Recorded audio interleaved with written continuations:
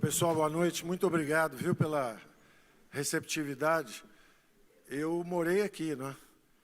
Não sei se vocês sabem, mas eu estudei aqui na UFMG, fui do colégio militar aqui, até por isso que, de repente, eu estou aí perto desse pessoal. Morei aqui, antigamente aquilo era Barroca, depois virou Gutierrez. Cheguei aqui com 2, 3 anos de idade, nasci no Rio, mas meus pais vieram para cá, cheguei aqui com 2, 3 anos de idade, só saí com 22 depois de me formar aqui. Então, estudei aqui, casei aqui, meus irmãos nasceram aqui, e volta e meia eu venho, gosto muito daqui. E, inclusive, no IFL tive algumas vezes, né? Nós, liberais, éramos uns 5 ou 6, há uns 30 anos atrás, agora somos milhares espalhados pelo país. Então, quero agradecer também muito o trabalho do Salim Matar aqui em Belo Horizonte, com o IFL.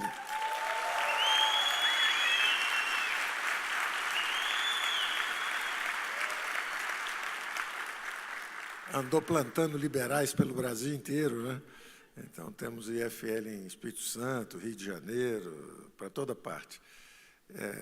Eu fundei lá no Rio o Instituto Milênio na época, chamei o Salim para nos ajudar lá. O Salim, depois de uns 2 anos, 3 anos, falou: esse negócio está muito devagar, está plantando pouco liberal, eu quero plantar mais rápido. Aí veio para cá e criou o IFL. Então, nós estamos juntos há muito tempo. E eu queria dar um relato para vocês, um panorama para vocês, bastante diferente do que muita gente está achando. Eu estou observando um processo no Brasil de hoje que eu chamo de a dinâmica de uma grande sociedade aberta. O Brasil tem uma democracia vibrante, ela está se desenvolvendo já aí há uns 30 e poucos anos, e muitas coisas que parecem crise, na verdade, são definições, demarcação de território, e, principalmente, aperfeiçoamentos institucionais. Então, é muito claro para mim que, em nenhum momento, a democracia brasileira teve em risco. Muita gente falando, não, porque a democracia está em risco, porque isso, porque não tem nada disso. É uma democracia vibrante. Nós percorremos todo o espectro da esquerda. Era o PMDB, o governo, quando houve a transição, era o PMDB do Ulisses, depois virou o PSDB, depois veio o PT, depois voltou o PMDB de novo do Temer. Então, a esquerda praticamente governou 30 e poucos anos, a social-democracia, giramos sempre à esquerda, demos uma volta ao mundo, chegamos ao mesmo lugar, e o lugar era o dirigismo corrompeu a democracia e estagnou a economia. O lugar era uma economia que crescia 7%, baixou para 5%, baixou para 2%, e praticamente estagnou. E, ao mesmo tempo, como sempre acontece, quando a intervenção do governo cresce demais, ela começa a corromper as instituições. E, principalmente, o foco da corrupção eram as empresas estatais. Então, o mensalão foi nos Correios, o petrolão na Petrobras, houve corrupção e desvio também na Caixa Econômica Federal.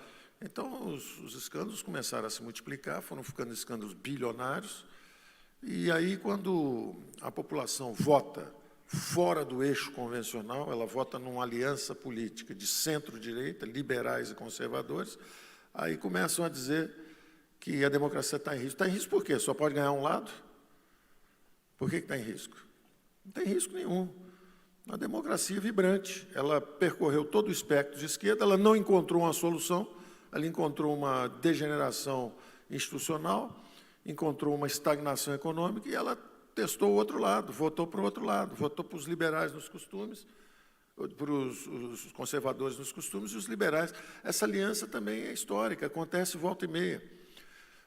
Isso aconteceu em vários países do mundo, socialistas de um lado, aliados ao centro, e depois muda, entre os conservadores aliados aos liberais. Já aconteceu várias vezes em vários lugares do mundo. E, normalmente, os liberais são chamados para reconstruir. Normalmente assim, quer dizer, tocaram fogo no Chile, 30 anos atrás, economia miserável, pobre, numa hiperinflação, exatamente o que está acontecendo na Venezuela hoje. O que nós estamos vendo na Venezuela hoje aconteceu 30 anos atrás no Chile. A economia foi degenerando, a hiperinflação subindo, de repente vem um choque liberal. O Chile hoje tem uma renda per capita que é quase 2 vezes a do Brasil. O Ludwig Erhard, na Alemanha, é a mesma coisa. O capitalismo de Estado, que foi primeiro implantado pela própria social-democracia, na República de Weimar, na verdade era uma sequência, tinha havido o regime,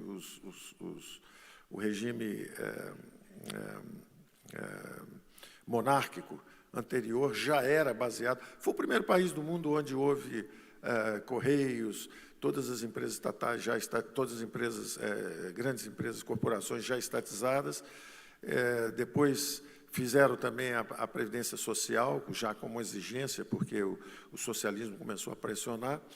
Então, estatizaram a economia inteira, criaram a Previdência Social, e a economia acabou degenerando, indo para a guerra. Depois veio a República de Weimar, se perdeu numa hiperinflação. Depois foram para a Segunda Guerra. Finalmente chamaram os liberais, Ludwig Erhard, reconstruiu a Alemanha em 5, 6, 7, na verdade ele ficou 8 anos no governo, ele redesenhou completamente a economia alemã e até hoje a Alemanha está voando. Da mesma forma que o Chile até hoje está voando. Quando você segue um programa liberal-democrata, você cria riqueza, você descentraliza poder. São 2 grandes algoritmos que os liberais acreditam.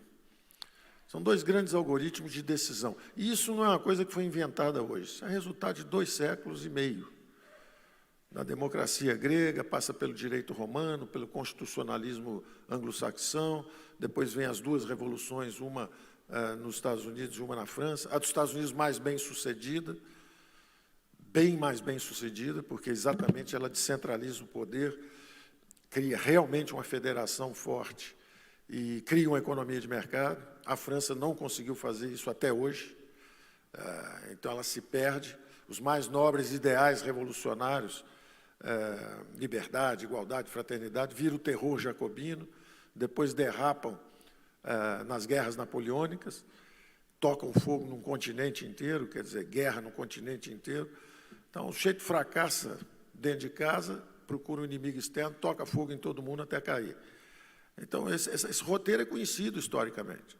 Não é a primeira vez que acontece isso. Toda vez, e um liberal, um grande liberal, o Alexis de Tocqueville, fez essa análise lá atrás, do antigo regime, o que aconteceu na França, como a França se perdeu com o poder centralizado, com a administração centralizada, como, ao mesmo tempo, degeneraram a democracia, entre aspas, não é? Quer dizer, supostamente era uma revolução em nome do povo, de cunho democrático, e, de repente, ela degenera no jacobinismo, que é o totalitarismo, porque a máquina continuava centralizada. Você tirou o rei, mas botou o Robespierre.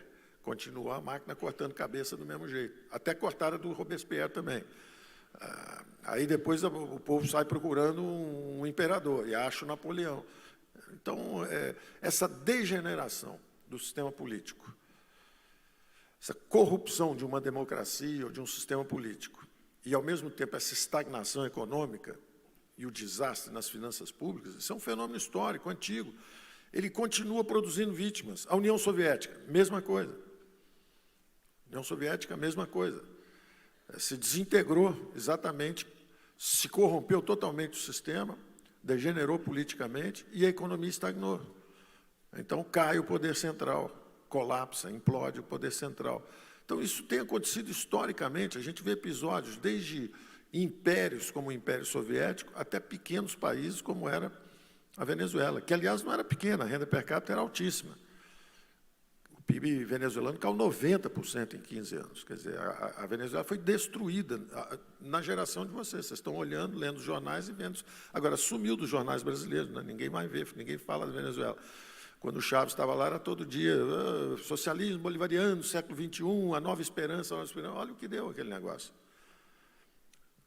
Então, essa trajetória histórica, isso acontece, seguidas vezes, não aprende quem não quer, ou quem é cego, ou quem quer destruir a democracia. Pode ser que alguns queiram destruir a democracia, mas o sistema democrático brasileiro, em nenhum momento, mostrou estar em risco, porque ele reage. Então, quando nós não completamos essa transição, porque nós fizemos uma abertura política, mas nós não fizemos uma abertura econômica, nós não completamos essa transição econômica. O Brasil é um caso de transição incompleta. Nós ainda não descentralizamos o poder e nós não descentralizamos ainda completamente a economia. Nós começamos a votar, mas nós não conseguimos ainda transformar o regime político e o regime econômico numa efetiva descentralização de poder. E o interessante disso é que os liberais acreditam em dois algoritmos, basicamente, para a decisão. Um algoritmo de decisão política.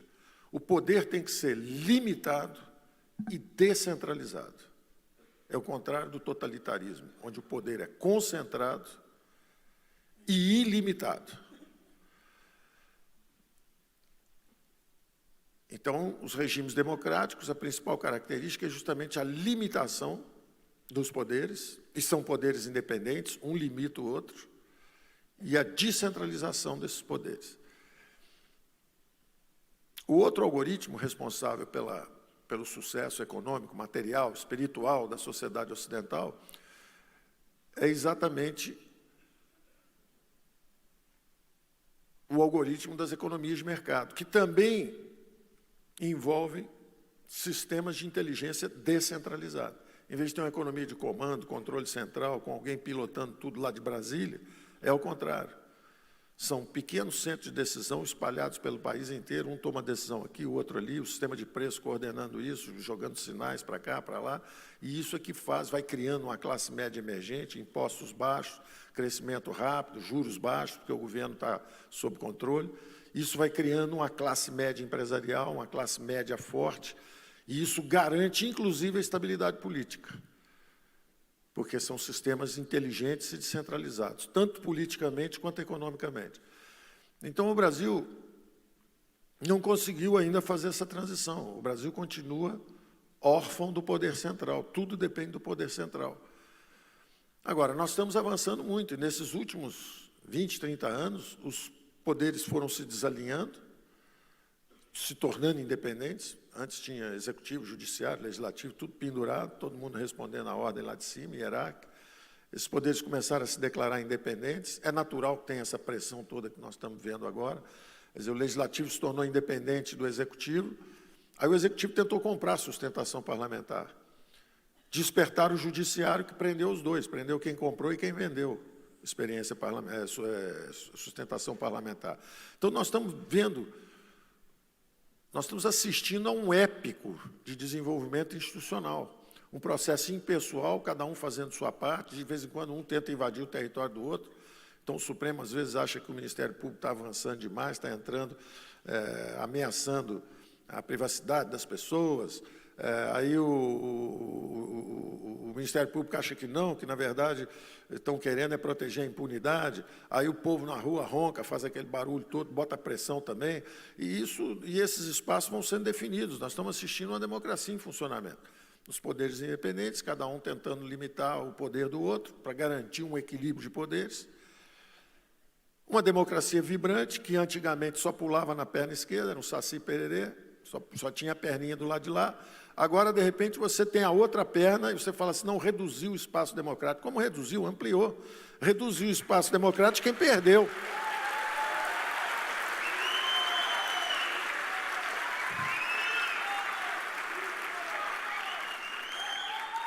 Se você é social-democrata, reduziu o seu espaço democrático. Você agora é 49%. Antigamente, você era 51%. Você agora perdeu. Vai para o banco, descansa um pouco. Saiba viver uma democracia. Democracia você não ganha sempre, você às vezes perde. Inclusive, se você ganhar sempre, vai para 100% do PIB de despesa pública. Subiu sem parar.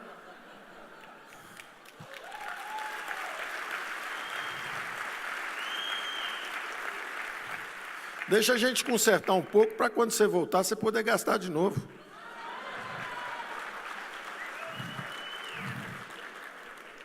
Então, depois de 40 anos de expansão ininterrupta de gastos públicos, saíram de 18% do PIB para 20%, 22%, quando os militares saíram já estavam em 24%, 25%, aí entra o governo Sarney primeiro, quando sai já está em 30, entra o Fernando Henrique, quando sai está em 32, sai o Lula com 36, sai a Dilma com 45, até onde ia isso? Aí, de repente, a população vota numa outra direção. Com 40 anos, os gastos públicos subiram sem parar. 40 anos, os impostos subiram sem parar. Os juros altíssimos o tempo inteiro. A economia afundando há 40 anos. A economia está descendo, ela crescia 7,5%. Durante décadas, foi a economia que mais cresceu no mundo. Mais que China, que Japão, que Coreia, que Estados Unidos, que Alemanha. Recebia imigrantes do mundo inteiro.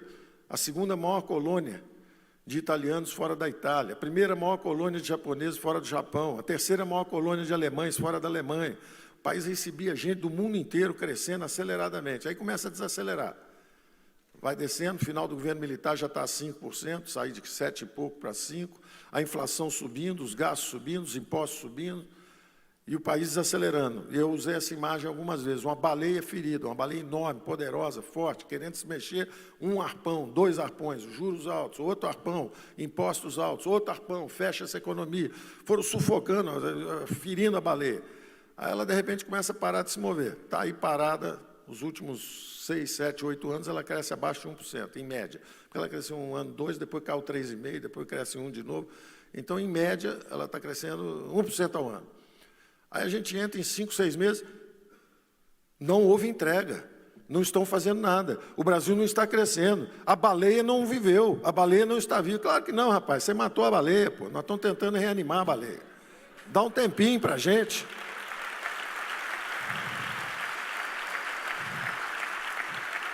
Você fica 40 anos furando a baleia, sangrando a baleia.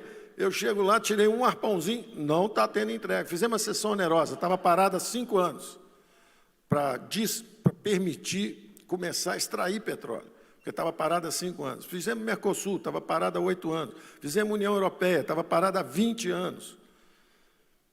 Fizemos a Previdência. Podiam ter feito no governo passado. Não fizeram. Alguma coisa estava faltando. Senso de urgência. Ou nós explicitarmos que, na verdade, estávamos defendendo as futuras gerações. Estava faltando alguma coisa no discurso. De repente, milhões de pessoas foram às ruas e defenderam a Previdência.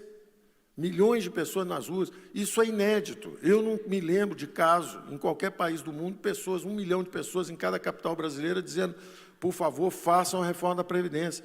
Isso é uma demonstração de maturidade extraordinária da opinião pública brasileira.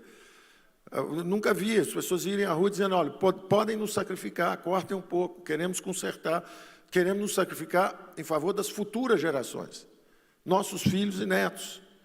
Então, o Brasil é uma democracia madura, vibrante, enorme espaço democrático. A centro-direita está se manifestando, está conseguindo fazer reformas com apoio temático, quer dizer, o tema é sério, é a Previdência, o Congresso ajuda, a Câmara de Deputados e o Senado estão ajudando, as reformas estão começando a andar. Vem aí agora o saneamento, veio a Lei da Liberdade Econômica, vem as privatizações com o Salim.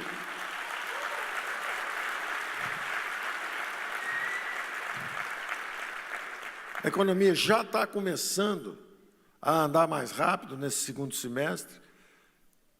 Foi o menor déficit dos últimos 6 anos, o menor déficit nominal dos últimos 6 anos, ao mesmo tempo a maior geração de emprego dos últimos 5 anos. A coisa está começando a andar. Agora, dá um tempo, dá um apoio. Eu passei 30 anos vendo o governo de centro-esquerda e esperando pacientemente que um dia pudesse haver uma orientação diferente, que não suba os impostos. Os impostos têm que descer nos próximos 5, 10, 15 anos.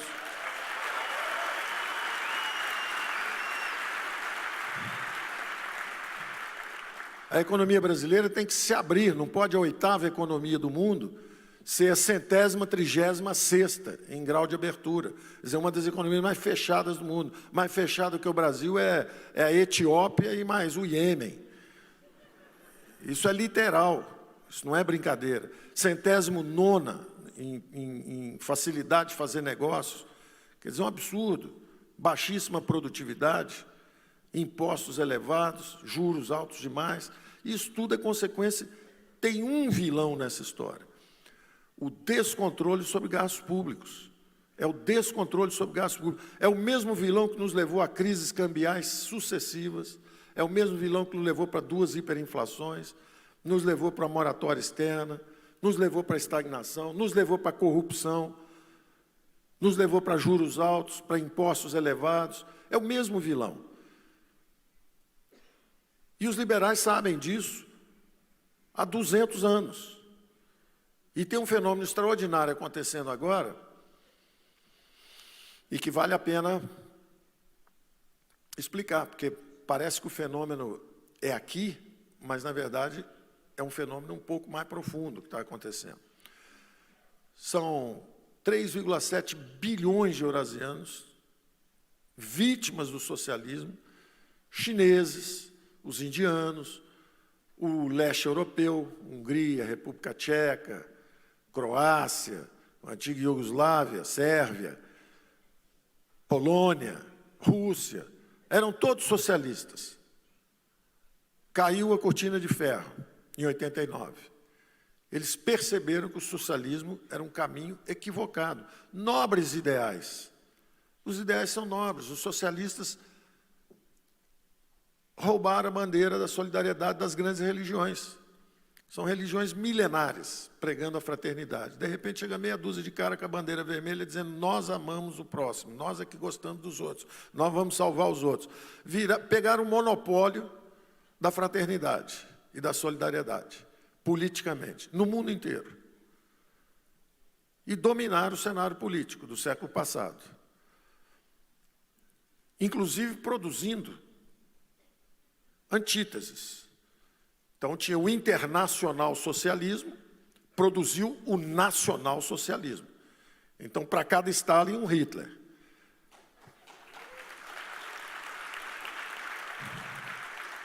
A reação ao internacional socialismo foi o nacional socialismo. Os dois com economia de comando, os dois com economia dirigista, os dois totalitários, os dois corrompendo regimes democráticos ou qualquer coisa alternativa que surgisse. Os dois perseguindo os liberais, os dois tentando acabar com o centro.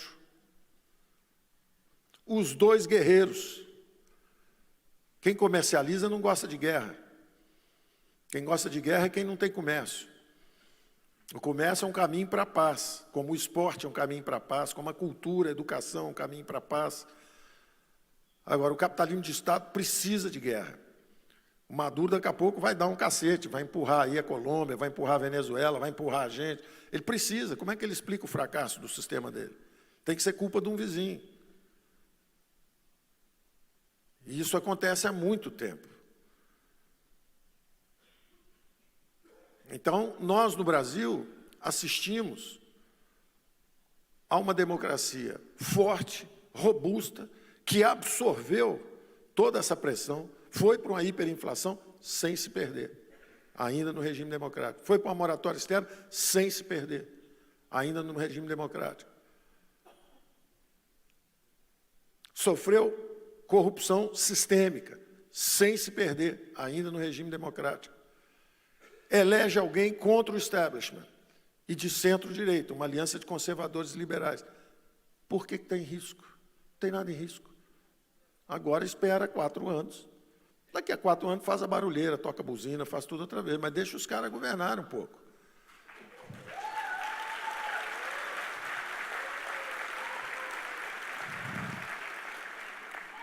Nós começamos com um foco. Foi no primeiro semestre, nosso foco foi a reforma da Previdência. Outras coisas estamos fazendo. O Salim vendeu lá os 80 milhões que ele tinha de meta, 80 bilhões já vendeu, antes de acabar o ano. Abrimos para o Mercosul, abrimos para a União Europeia, abrimos para o EFTA, que é o European Free Trade Area, quer dizer, a área de livre comércio europeu. Na verdade, são países como Noruega, Suécia, Suíça, são ricos em volta, no entorno, na franja da Europa. Estamos avançando, estamos conversando com os americanos, já fizemos um acordo de livre comércio em automóveis com os argentinos aqui. Na verdade, ele tem um prazo de maturação. não é instantâneo, mas já está tudo assinado e agora ele começa a convergir para comércio livre. Já temos também com o México, quer dizer, estamos avançando, estamos negociando agora, enquanto estamos conversando, nossa equipe está negociando com o Canadá, com a Coreia do Sul. Então, estamos trabalhando de manhã, tarde e noite, em todas as dimensões. O Salim já está preparando o programa de privatização do ano que vem com coisa grande, vem com coisas maiores, né, porque ele estava aquecendo esse ano ele estava conhecendo o território, chegou lá, deu uma olhada, olhou para um lado, olhou para o outro, está preparando o ataque. O ano que vem ele vem com força. O ano que vem nós vamos ver o Salim em grande estilo.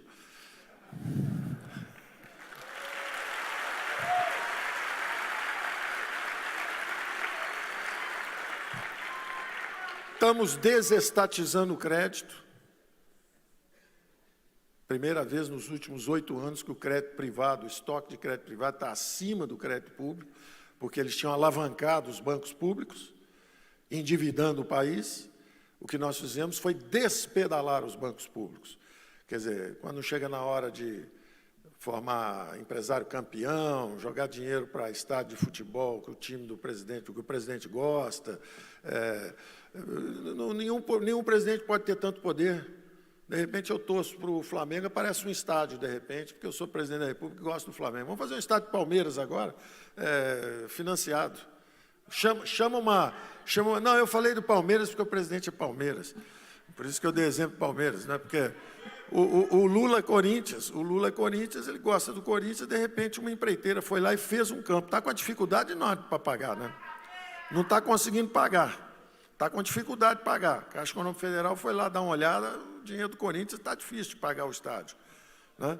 Porque a empresa que fez também cobrou um preço que era um pouco maior do que o preço normal, agora o Corinthians não paga a empresa não paga a Caixa. Começou o rolo geral da República. O rolo está rolando. Então, não pode isso. Um presidente gosta de um time, surge um estádio para o time. O presidente gosta de 2 empresários, um vira a maior fábrica de proteína animal do mundo. O cara saiu, comprou 1, 2, 3, 4, 5, já foi embora, já comprou tudo lá fora, virou a maior fábrica de proteína animal do mundo. Está lá, bacana, o presidente é amigo. O banco ainda ganhou dinheiro. Tudo bem, mas quem disse que o banco, para ganhar dinheiro, tem que financiar uma empresa para fazer um negócio desse? Então, está cheio de distorções. Demos dinheiro para Cuba, para a Venezuela, que jamais pagarão esses empréstimos. Não tem dinheiro, não tem capacidade, estão países quebrados. Por que demos esse dinheiro também? Então, esse poder ilimitado de um presidente é errado, é equivocado, é sintoma de subdesenvolvimento das instituições brasileiras, mas elas estão se aperfeiçoando.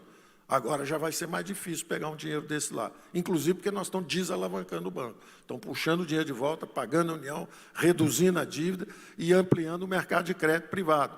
Então, o resultado, os juros estão desabando, não só a percepção de risco lá fora, que está num ponto mais baixo da história, mas também aqui dentro. Os juros estão descendo, já estão a 5,5, vão continuar descendo, e o Brasil vai começar a ser interessante para os empreendedores, em vez de ser o paraíso dos rentistas, como foi nos últimos 30 anos.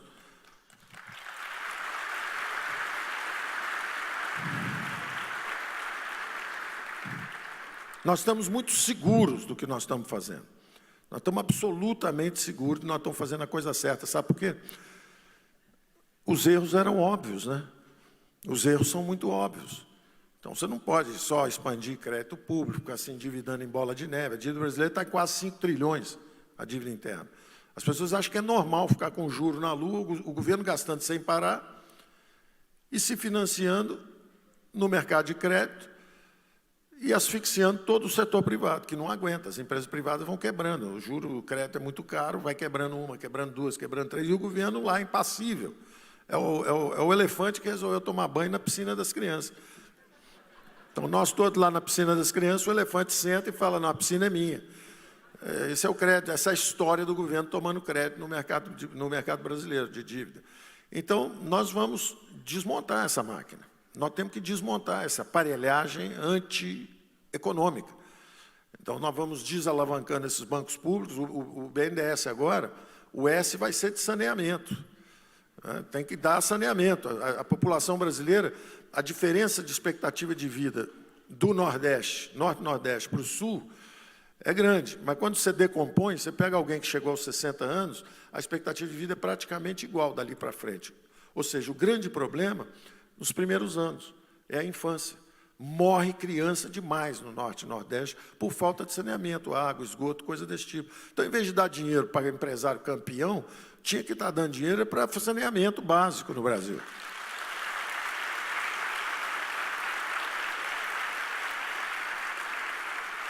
Mas quando você dá dinheiro para a empresa campeão, ele depois financia sua campanha eleitoral. Então, fica tudo legal. Você dá o dinheiro público para ele e ele depois te ajuda no financiamento de campanha. E aí aparece essa confusão que está aí. O judiciário vem e fala, opa, está errado esse negócio, vão prender. Não, espera aí, não prende não. Então, essa confusão que está acontecendo, na verdade, é um aperfeiçoamento institucional. Nós não podemos olhar para isso achando que isso aí é sintoma de que crise, de que a democracia está em crise. Não, não é isso que está acontecendo.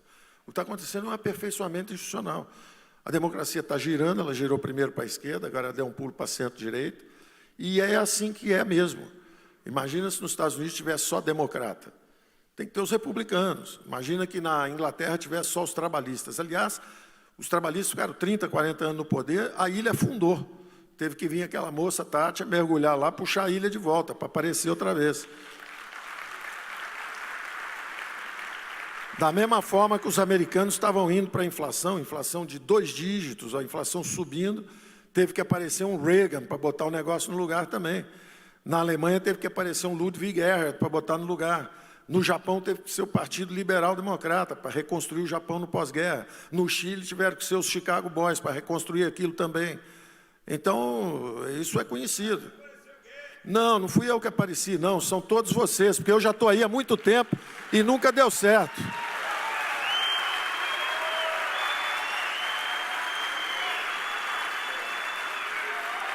Quem apareceu, não, quem apareceu foram vocês, são os liberais que apareceram, porque eu estou aí falando há mais de 40 anos, já estou rouco, já fiz 70 anos, estou velho. Agora, antigamente você falava e tinha 5, 95 vaiando e 5 pensando a respeito. Agora não, agora nós estamos por aí, está cheio de gente nossa que está percebendo o que tem que ser feito. E graças a esse tipo de trabalho também. Esse trabalho de as pessoas, olha, tem aqui o liberalismo, é uma proposta super razoável, é culturalmente bem mais sofisticado. Fazer um socialista leva 10 minutos. Fazer um liberal, no mínimo 20 anos.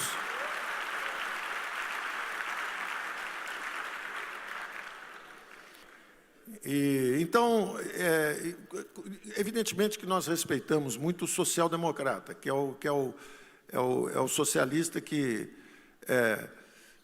tem boas bandeiras sociais, interessantes, mas, na verdade, ele acredita no governo e tolera o mercado. Nós, liberais, acreditamos nos mercados e toleramos o governo.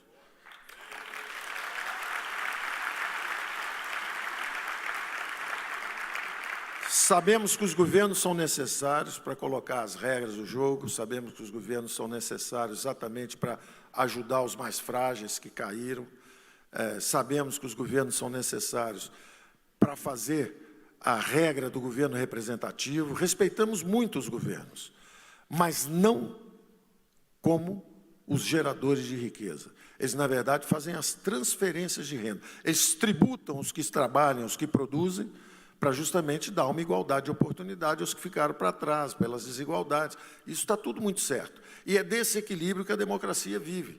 Tem a turma que produz, tem a turma que faz a coisa crescer, tem a turma que acerta, e tem a turma que vai e ajuda os feridos que estão combatidos, que estão combalidos e ficaram para trás. A sociedade precisa dessa diástole e síntese, diástole e síntese, abre, fecha, você precisa desse mecanismo de, aliás, não é nem a diástole e síntese, que é muito mais o processo que nós vivemos, que foi uma sístole política, fechamos, uma ordem política fechada, estamos fazendo a diástole.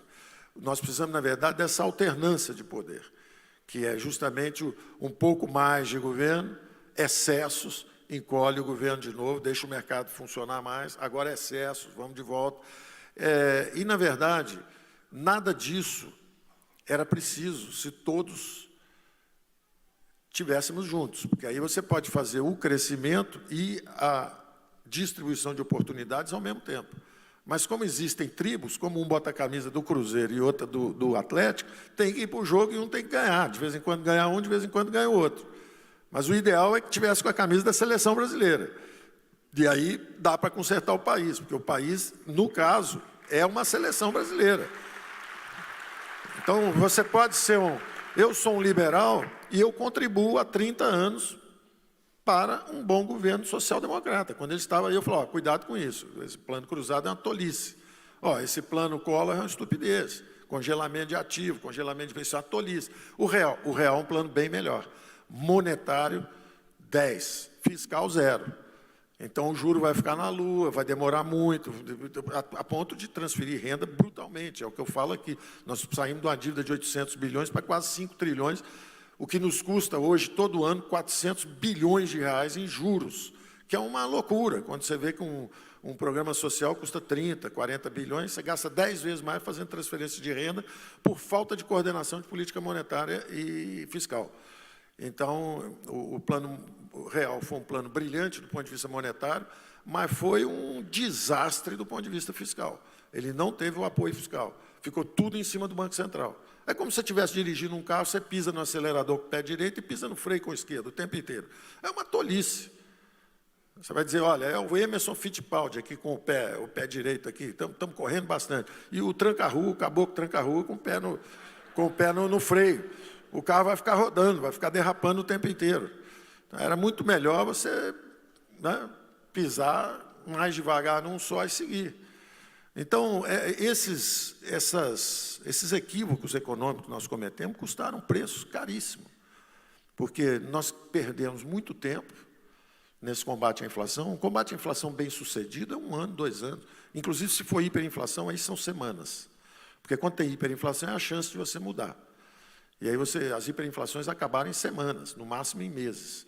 Nós ficamos 15 anos tentando derrubar a inflação, só na base da política monetária.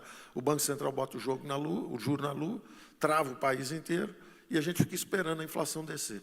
Aí ela desce, 70, 60, 55, 42, 37. É como está a Argentina hoje, com 37, mas está no caiu do 14º, está no 8º andar, ainda não bateu no chão, mas está descendo, vai descer, um dia chega lá. Então, esse tipo de paciência que nós liberais tivemos com a social-democracia, nós gostaríamos que eles tivessem.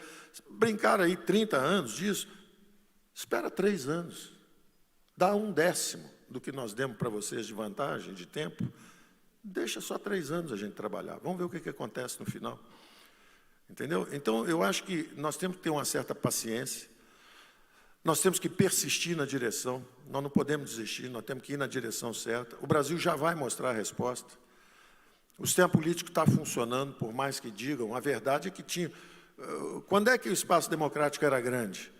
Quando tinha corrupção? Quando é que o espaço democrático era enorme? É quando só elegia a esquerda? Por que diminuiu o espaço, se agora alguém diferente entrou? Eu repito isso sempre.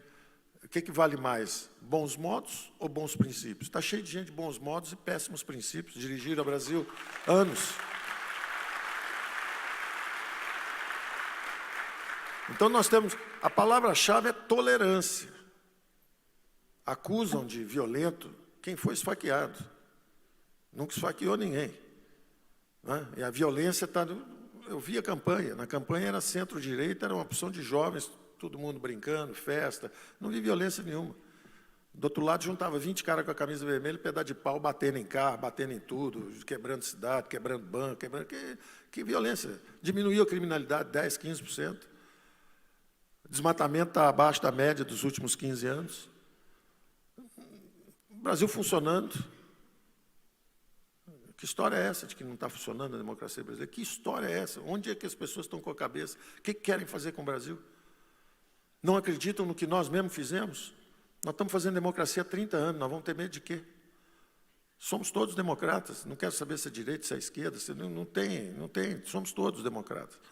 Então, não há nenhuma razão para ficar nesse baixo astral que está, uma insegurança danada, e falar, não, porque estou aí, nada disso, a economia vai começar a andar, está começando a andar agora, o ano que vem vai andar mais rápido ainda.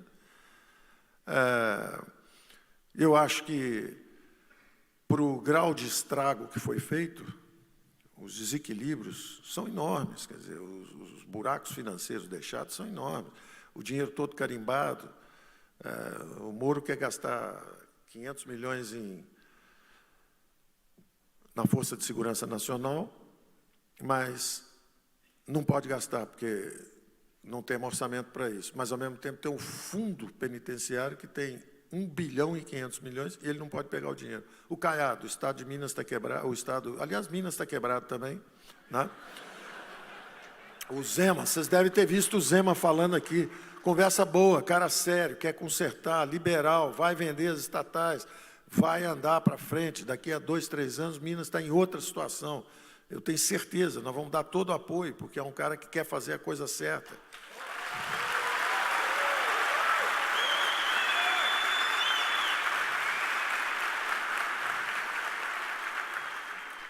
Aliás, nós vamos apoiar todo mundo que fizer a coisa certa.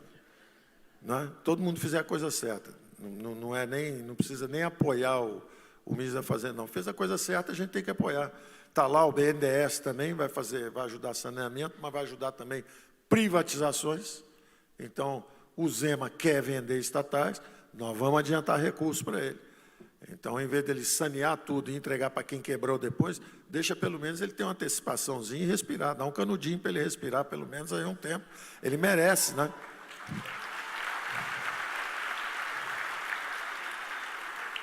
A mesma coisa aconteceu com o Caiado, lá em Goiás. Quer dizer, ele pega Goiás quebrado, o pessoal quebrou, sumiu, está todo mundo assoviando por aí, e aí ele pega o Estado todo quebrado. Ora, temos que, se ele tiver a decisão, e parece que tem também, de privatizar a empresa, de se ajustar, a gente pode antecipar recursos para ele botar o tanque de gasolina, né, encher o tanque e entregar o tanque pela metade, porque entregaram para ele o tanque vazio. Isso não é legal. O legal é pegar o tanque pela metade e devolver pela metade. Você não pode pegar cheio e devolver vazio. E pegar vazio e entregar cheio também é trabalhar para o inimigo, né? Quer dizer, o cara quebra o Estado, você vem, conserta tudo e entrega para ele cheinho. Não. Você tem direito de gastar durante o seu mandato também, exatamente para que seja um bom governo. Então, nós estamos muito atentos a isso. E vamos agora para o segundo passo muito importante. O primeiro semestre nós fizemos a reforma da Previdência. Era importante porque era um buraco negro que ameaçava engolir a economia brasileira. O nosso passo seguinte, porque durante toda a campanha nós falamos que nós queremos controlar os gastos públicos. Se o principal vilão era esse descontrole de gastos públicos, nós teríamos justamente que recalibrar toda essa trajetória futura de gastos públicos. Por exemplo, quando fizemos a reforma da Previdência, em 10 anos, quase 1 trilhão, 900 bilhões. Só que em 20 anos, 3 trilhões e meio. Em 25 anos, 4 trilhões de despesas. Então, nós conseguimos reduzir esses gastos em pelo menos 4 trilhões quando você joga lá para frente. Em 10 anos, 1 trilhão. Isso dá uma clareada no horizonte fiscal. O Brasil não está mais... Não é uma explosão certa. Veja, nós não consertamos o déficit, nós só impedimos a explosão total. Tudo isso são cortes de despesas futuras, a gente não cortou nada ainda. Nós só impedimos o colapso total. O Brasil ia ser engolido. E as aposentadorias iam acabar. Acabaram as aposentadorias, acabaram o salário de funcionalismo, acabou o funcionamento de saúde, educação, acabou tudo. Porque, irresponsavelmente, um sistema como esse, que tem uma bomba relógio dentro, não foi ajustado por mais de 20 anos. Ficaram mais de 20 anos sem fazer o ajuste que tinha que ser feito. Então, quando nós desarmamos essa bomba, nós só garantimos um tempo para trabalharmos. E, na mesma hora, os mercados reconheceram isso, os juros começaram a descer, a economia já começa a se movimentar um pouco mais e a gente prossegue com as reformas. Nós vamos prosseguir com as reformas. Qual seria a segunda? O Pacto Federativo. Então, a nossa ideia era atacar as despesas. Primeiro, as despesas da Previdência e agora, no segundo semestre, atacar as despesas com os outros componentes, que são exatamente as despesas com a própria máquina. Então, são salários excessivos de funcionalismo, e não vamos tirar salário de ninguém, não, é só não deixar aquele descontrole. Enquanto o Brasil estava indo para o inferno, justamente quem tinha as melhores aposentadorias e os melhores salários e estabilidade de emprego estava recebendo aumentos reais. Todo ano, aumentos reais. As empresas de saneamento público aumentando as tarifas do serviço de água e esgoto para dar aumento de salário para eles mesmos. E os investimentos de saneamento caindo. Então, as empresas estatais acabaram aparelhadas politicamente, quebradas financeiramente, sem capacidade de investimento e impedindo os investimentos privados. Porque aquilo ali, o setor público está sentado ali, é aquele negócio, não caga nem sai da moita. Tá certo? O cara senta lá na moita, a moita da eletricidade é minha. Senta uma estatal lá e fala, é minha. Ninguém investe. E você vai investir? Também não, não faço nada. Mas não sai da moita, a moita é minha. Isso está acontecendo em saneamento, em eletricidade, né? Geração de energia elétrica, distribuição de energia elétrica, distribuição de gás. Então, nós estamos quebrando monopólios. Nós quebramos um monopólio duplo agora, por exemplo, para dar o choque da energia barata. Nós chegamos na Petrobras e falamos, olha, não somos nós. É todo um arranjo de instituições funcionando. O CAD apertou a Petrobras e falou, vem cá, você vai ficar aí sentado em cima do gás, queimando o gás, a gente fura o petróleo, sai o petróleo junto com o gás, a Petrobras queima o gás. Não vamos queimar o gás, vamos aproveitar, vamos botar aí dutos, vamos transportar esse gás para a costa e vamos transformar isso em poder de termoelétricas. Vamos fazer termoelétricas aqui. Então, abre mão do monopólio, deixa mais gente explorar esse negócio. Aí a ANP vem também, aperta a Petrobras, aí a Petrobras resolve, aí vende a distribuidora de gás que ela tinha também, a TAG, aí o Supremo Tribunal diz, não, espera aí, não pode, aí a gente vai, conversa com o Supremo, por que não pode? Não, não pode, porque tem que ter uma legislação específica, então vamos fazer legislação. Aí foi aprovada a legislação, o Supremo também colaborando, o Supremo dizendo, olha, ok, se for para vender subsidiária, não precisa pedir permissão, pode vender. Agora, se for para acabar com a matriz, aí sim, tem que vir aqui, tem que fazer uma lei. Ok, beleza, vão vender as subsidiárias. Essa a gente não precisa pedir autorização. Então, quebramos tanto o monopólio na exploração do gás, como quebramos também o monopólio na distribuição do gás. Quebrando esses dois monopólios,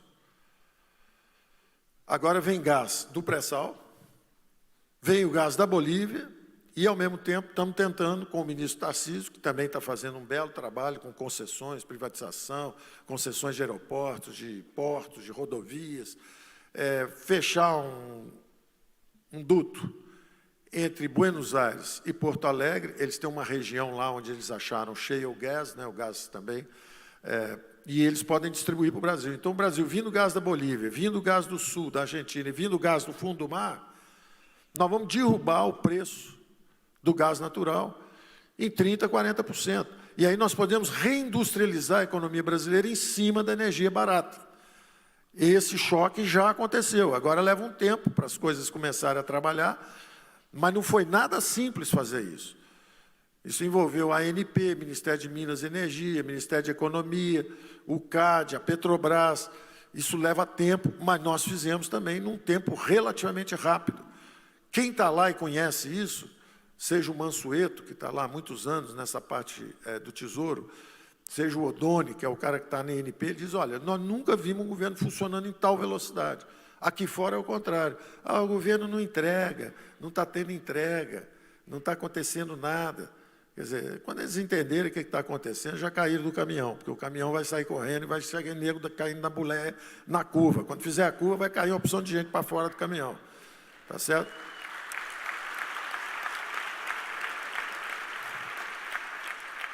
Leva algum tempo, a gente sabe disso. O nosso primeiro ano era um ano de sacrifício, é um ano de plantar, de sacrifício. Achamos que o segundo ano, que é o ano que vem, a economia já está se movendo bem melhor. Terceiro ano já decolou e quarto ano está em velocidade cruzeiro. É o que a gente acha que vai acontecer. Não queremos cair no problema que a Argentina caiu, de hesitar no primeiro ano, hesitar no terceiro, no final está tudo degringolando. E aí a tragédia final, volta os que quebraram. A turma que quebra volta para acabar de quebrar, para ter certeza que vai. Eu não posso falar isso, porque é um governo novo que vem aí. Eu tenho que fazer assim e dizer que estamos juntos.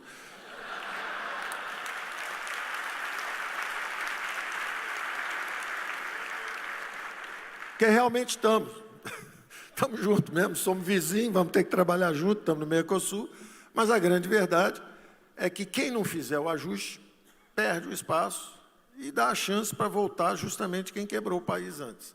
Que não é problema nosso, é problema deles. Eu não quero nem comentar, que a última vez que eu falei de gente de outro lugar, eu andei falando besteira, né? Andei falando besteira. Andei fazendo comentários inadequados. Não são politicamente corretos. Era só uma brincadeira. Brincadeira, amigo brasileiro perde o amigo, mas não perde a piada, né? Eu fui brincar, pisei na bola. Mas, então, nós estamos agora no segundo semestre, nós estamos tentando focar, nós estávamos com a nossa agenda sendo muito transparente. Aprovado, a ideia é que ia ser aprovada a reforma da Previdência ainda no primeiro semestre. A ideia é que a Câmara de Deputados ia votar tudo no primeiro semestre. O Senado chegou a considerar não sair de férias para aprovar tudo nas férias. Você imagina a opinião pública, como ia achar interessante. O Senado cancela férias para aprovar a Previdência. Ia todo mundo falar, pô, o negócio está bacana, o Brasil está voando, está melhorando. Mas aí a turma daquela bobeada falou, não, vamos sair de férias, depois a gente cuida disso. Aí perdemos um pouco o timing. Quando a turma volta, que é agora o segundo semestre, nós vamos entrar com o Pacto Federativo, que é exatamente a ideia de descarimbar o dinheiro público, de descentralizar o dinheiro público. Então, o nosso desafio era justamente o seguinte, hoje você tem, é um drama comum, as prefeituras estão quebradas, os estados estão quebrados, a União está em dificuldade, só não está quebrada porque ela tem capacidade de emitir dívida. Então, ela pode rolar esse endividamento aí, 5 bi, 6 bi, 7 bi, 8 bi, ela só vai quebrar ali na frente. Os outros estão quebrados mais rápido, porque os outros não têm gasolina, não têm capacidade de endividamento, quebra todo mundo antes. Só que quando eles quebram, eles correm no Supremo. Aí o Supremo dá a causa para o Estado. Aí o Estado vem e arromba a União mais um pouco. Então, nós estamos num negócio que não tem jeito. E isso é graças a um problema que aconteceu lá atrás, em 1988, quando nós fizemos a nova Constituição. Os constituintes fizeram algo até que sensato para a época, muito sensato. Eles disseram o seguinte, olha, o que o governo militar fez? Infraestrutura. Telebrás, Eletrobras, Siderbras, Nuclebras, Portobras, tudo empresa para fazer infraestrutura. Então, o que nós queremos agora? Nós agora vamos fazer a parte social, nós vamos fazer saúde e educação. Então, vamos carimbar o dinheiro. Vamos carimbar. Agora, tem que gastar em saúde e educação, em vez de infraestrutura. Isso era muito sensato à época. E foi um trabalho interessante. A social-democracia entrou falando assim, vamos resgatar a dívida social, saúde, educação, meritório, bonito, digno de uma inauguração de um regime democrático. As legítimas aspirações sociais de uma democracia emergente serão atendidas se nós carimbarmos o dinheiro público na direção de saúde e educação. Nota 10. E mais fizeram ainda. Todo mundo critica a Constituição de 88. Eu também critico, porque ela tem tonelada de papel, tonelada de artigo. Agora, não nesses dois particularmente. Nesses dois particularmente. Um era carimbar o dinheiro para a saúde e educação, para as áreas sociais. E segundo, vamos descentralizar os recursos, porque justamente precisamos da diástole. Nós fizemos uma sístole, o dinheiro todo centralizado, lá em Brasília. Era mais Brasília e menos Brasil. Bota o dinheiro todo lá em cima, economia de comando, dirigista, a gente decide, faz aço, chapa de aço, Siderbras, Eletrobras, vamos fazer tudo, Telebrás, nós vamos fazer tudo aqui em cima. Brasília decide para onde vai o dinheiro. Esqueceram o pessoal lá embaixo. Quando veio a democracia, falou, não, agora vamos mandar o dinheiro para baixo. Vamos descentralizar. E carimbaram o dinheiro para saúde e educação e descentralizando. Cada ano, um pouco mais de recursos devia passar para estados e municípios, corrigindo a hipertrofia do governo central. Vamos encolher o governo central e vamos fortalecer a federação. Então, vamos fazer com que as políticas públicas sejam efetivadas através de estados e municípios. A população votou no prefeito, o prefeito tem que ter a capacidade de escolher onde é que ele vai botar o dinheiro. Tem um prefeito, por exemplo, numa cidade lá no sul, eu falo, Porto Alegre, me disse, olha, o meu problema é o seguinte, o meu problema é salário público que não para de subir. Eu preciso dar uma folga, que passar 1 ou 2 anos sem ajustar esses salários, porque eu estou quebrado por causa dos salários. Aí vira um prefeito do interior de São Paulo e diz o contrário, diz, olha, o meu problema já é o seguinte, nós no interior de São Paulo éramos famílias de 5, 6 filhos. Só que o interior foi ficando rico, as famílias foram ficando de 1 ou 2 filhos, todo mundo foi preferindo ter menos filhos e tal, investir mais na educação, em vez de ter quantidade, ter um pouquinho mais de qualidade, etc. A família foi prosperando e agora nós somos 2 ou 3 filhos, cada família tem 2 filhos. Então, tinha grupo escolar para 5 mil crianças na cidade, hoje eu só preciso para 3 mil. Mas eu sou obrigado a gastar em educação, porque está carimbado o dinheiro. Então, eu tenho que trocar o uniforme dos meninos a cada 3 meses. Todo 3 meses eu gasto, senão eu vou preso, por irresponsabilidade, porque eu não estou gastando o que é necessário, porque o dinheiro está carimbado. Então, você vê um desperdício. Ele diz que precisa de ambulância e é forçado a gastar com escola que não precisa mais daqueles recursos. O outro prefeito precisava segurar o salário. O outro prefeito, o problema dele é a dívida, que está muito grande. Cada um tem um problema diferente. Então, o que nós temos que fazer? Devolver os orçamentos públicos para a classe política. Falar, assumam isso. Hoje está todo mundo escondido atrás de um documento escrito há 32 anos atrás, 33 anos atrás, que carimbou o dinheiro. Ora, é preciso descarimbar o dinheiro. Você tem que voltar e falar, isso foi muito sensato 30 anos atrás. Você estava engatinhando, ninguém sabia andar, precisava daquele, como é que chama aquele negócio? Guardador, né, para os meninos andarem, aquele andador. Precisa daquele negocinho para andar, deixa eu carimbar o dinheiro, porque você não sabe o que fazer. 30 anos de democracia, será que os caras não aprenderam o que tem que fazer? Onde é que gasta, onde é que não gasta? O sujeito acabou de ser eleito, ele é um representante da população, ele foi eleito para resolver o problema. E ele não controla os orçamentos, está tudo carimbado, tem que ser tudo gasto já em definições pré-acordadas, ele não tem o que fazer. Aí fica todo mundo de pires, correndo para Brasília, atrás do ministro, o ministro pega um sacão de dinheiro, sai correndo de um lado para o outro, todo mundo correndo atrás dele. Está errado esse negócio. Esse negócio está errado, inclusive porque o saco do cara não tem mais dinheiro também não, acabou o dinheiro dele. Então, você tem que descarimbar os orçamentos públicos e descentralizar esses recursos. Esse é o Pacto Federativo. Nós vamos desindexar, vamos desvincular. Então, esse dinheiro desses fundos que estão parados, o ministro Tarcísio, outro dia, está pedindo 60 milhões para acabar uma estrada e ele tem fundos de 20 bilhões congelados. Ele não pode meter a mão lá, porque aquilo lá tem destinação prévia estabelecida. Juntou uma criatura do pântano, um burocrata corrupto e um pirata privado, criaram um negócio 30 anos atrás. O pirata privado já mora em Portugal, já foi embora com o dinheiro todo, a criatura do pântano já morreu, o burocrata já mudou para Miami e o fundo está lá com o dinheiro travado. Então, pô, nós queremos pegar esses 280 fundos e entregar para a classe política. Falar, senhores, tem aqui 280 fundos, o que os senhores querem fazer com esse fundo? Esse fundo aqui, serve? Não, esse é ruim. Ok, desvincula e entrega para os governadores. Esse outro fundo, não, esse é ótimo. Ok, mantém o fundo vivo. Esse outro fundo aqui. Então, isso enobrece uma classe política. Imagina uma classe política que passa um ano discutindo todos os fundos, discutindo o desbloqueio dessas verbas, quanto é que vai para a federação, quanto é que fica no governo central, como é que é a arrecadação de impostos, quanto que é esse IVA novo que vem aí, quanto que é imposto de renda. Essa é uma agenda riquíssima para uma classe política. Esse exercício é o que os políticos fazem no mundo inteiro. Se a gente fizer o Pacto Federativo, nós vamos dormir no Brasil, nós vamos acordar na Alemanha, acordar nos Estados Unidos, acordar na Inglaterra, nós vamos acordar num lugar onde a classe política todo dia vai trabalhar decidindo para onde vão os recursos públicos. Aqui houve uma completa inversão. Nós ficamos com um aparelho de Estado todo atrofiado, cheio de empresa estatal, mas o dinheiro mesmo está carimbado. Então, o negócio político é tentar botar alguém numa estatal para poder fazer isso, fazer aquilo, aí a Lava Jato vem correndo, uma coisa de maluco. Na vida é ruim para todo mundo, é ruim para eles, é ruim para nós, é ruim para a polícia, é ruim para o Moro, é ruim para a Lava Jato, é ruim para todo mundo. Então, você tem que atacar o problema frontalmente. O problema frontalmente é o seguinte, vamos descarimbar o dinheiro, vamos analisar esses fundos todos, e os senhores têm que assumir os orçamentos públicos. O prefeito tem que decidir o que faz com o dinheiro. Ele acabou de ganhar a eleição, ele é que é o verdadeiro representante, ele teve 1 milhão de votos, 2 milhões. Eu não tive um voto, o ministro da Saúde não teve um voto, ninguém teve voto. Aí fica os caras que não têm voto andando com dinheiro para um lado para o outro, e o sujeito tem voto pedindo esmola, ou fazendo besteira.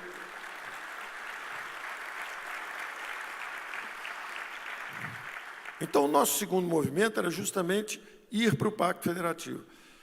Mas aí houve uma acelerada, aquele negócio, você começa a dançar com a outra pessoa, você não sabe ainda, nunca dançou junto, né? Eu não danço, deve ter bastante tempo.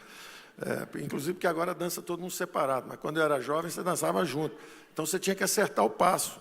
E você, às vezes, um pisa no pé do outro, demora um pouco, dependendo do ritmo.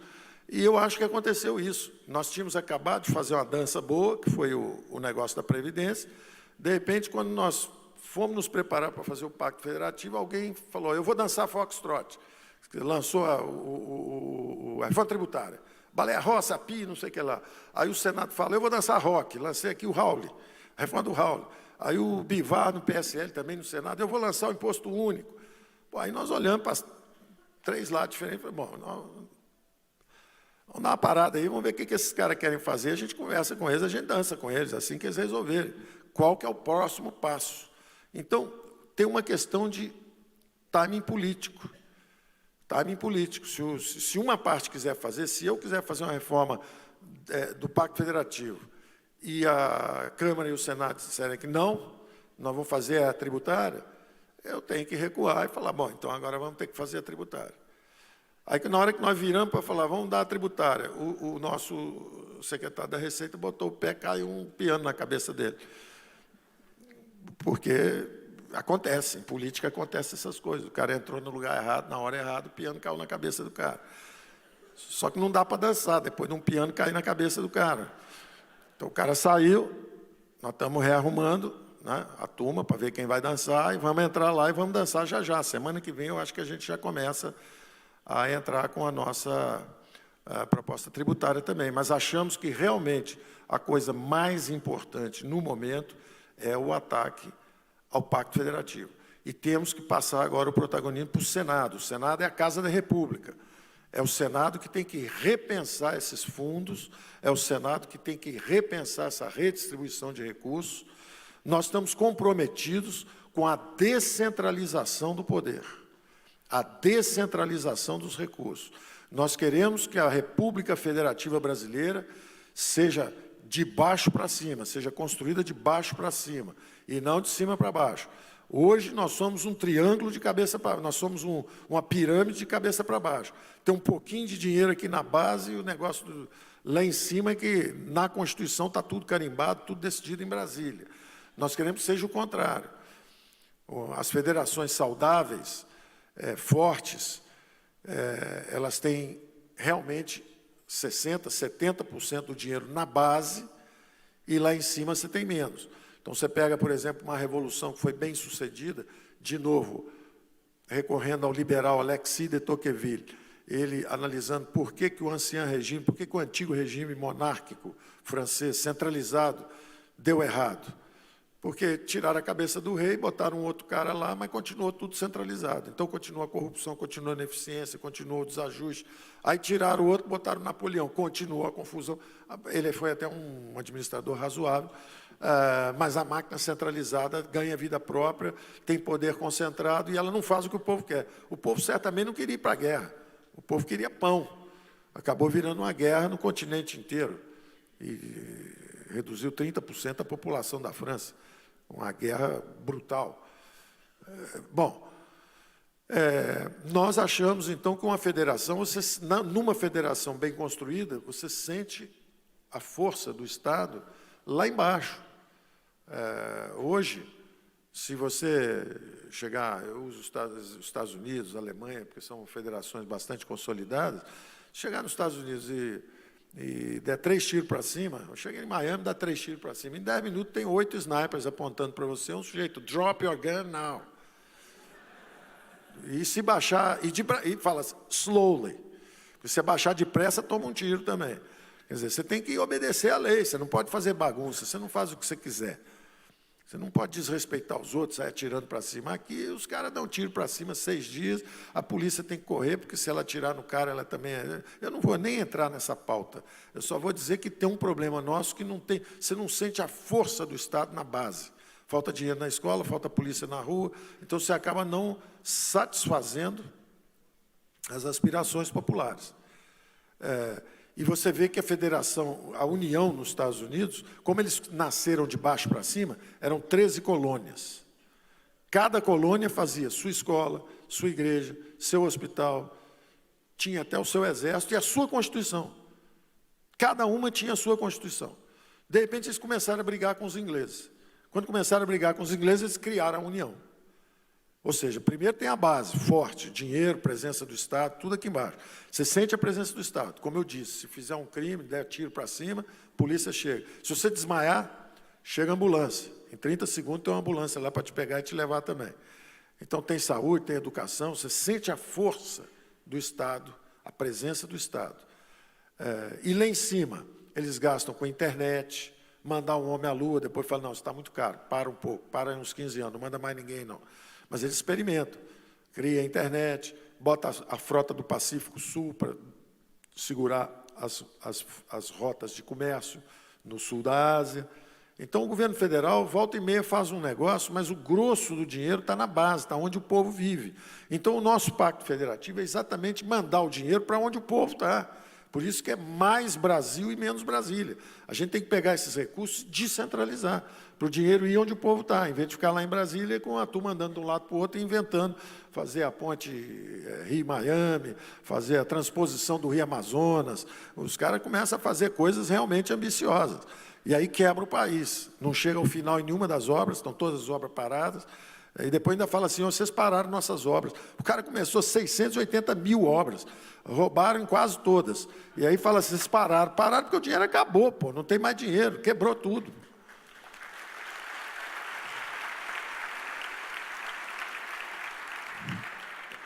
Então, eu fico por aqui, eu vou pedir a vocês apoio para a gente, porque é difícil a coisa, mas, ao mesmo tempo, dizer que nós estamos seguros do que estamos fazendo e o Brasil vai começar a colher os frutos desse regime virtuoso nosso, que é uma democracia vibrante, muito brevemente. Muito brevemente nós vamos estar vendo as coisas melhorando. É difícil, não é rápido, não vai sair voando de repente, não tem milagre, mas é um trabalho persistente, seguro e bem direcionado, e espero que vocês continuem nos apoiando. Abraço para todo mundo e vamos em frente.